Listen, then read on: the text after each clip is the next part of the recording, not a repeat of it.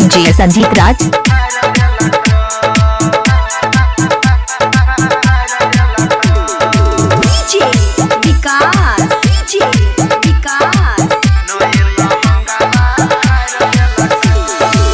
के बोला जोड़ी भातार तोहर छौरी नए लहंगावा फाड़ देलक। के बोला जोड़ी भातार तोहर छौरी नए लहंगावा फाड़ देलक। चढ़ल जवानी रस छेलो तोरे पोरे, चढ़ल जवानी रस छेलो तोरे पोरे, दुनु पकड़ के जान गे गैर देलक।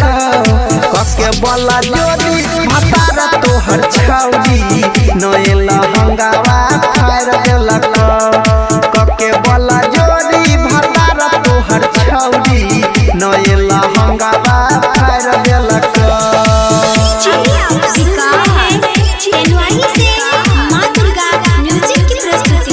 डीजे संदीप राज। सीतामढ़ी।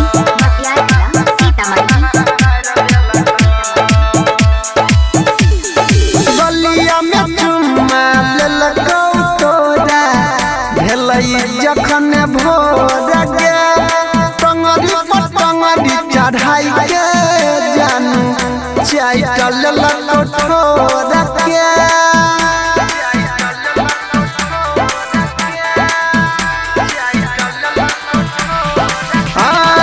गलिया में चुमा लेलको तोरा भेलई जखन भोर गे टंगरी पर टंगरी चढ़ाई के छड़िया चाइटल लकोठोर के। डीजे संदीप राज। पहिले सुहागा वाली रतिया में छोड़िया देहिया के दर्द उखाड़ देलक। के बोला जोड़ी भातार तोहर छौरी नए लहंगावा फाड़ देलक।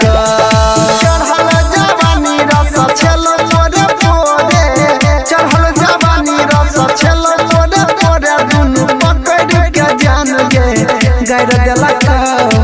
के बोला जोड़ी भातार तोहर छौरी नए लहंगावा फाड़ देलक। के बोला जोड़ी भातार तोहर छौरी नए लहंगावा फाड़ देलक।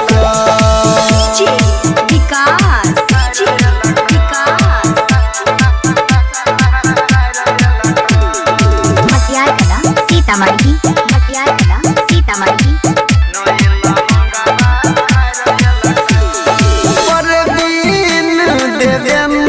सत्यम कोई देलक पाय यादव अनिल के चोली के चीज पर पहले घायल।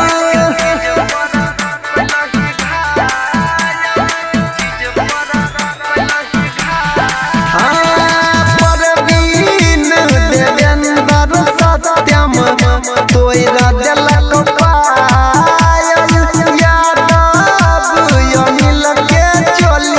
चीज पर केलही घायल।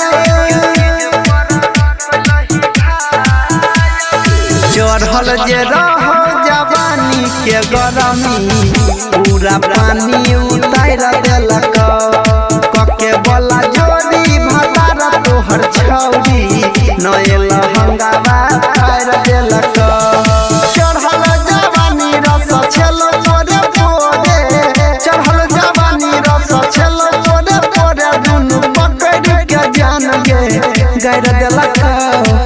के बोला जोड़ी भातार तोहर छौरी नए लहंगावा फाड़ देलक। के बोला जोड़ी भातार तोहर छौरी नए लहंगावा डीजे संदीप राज।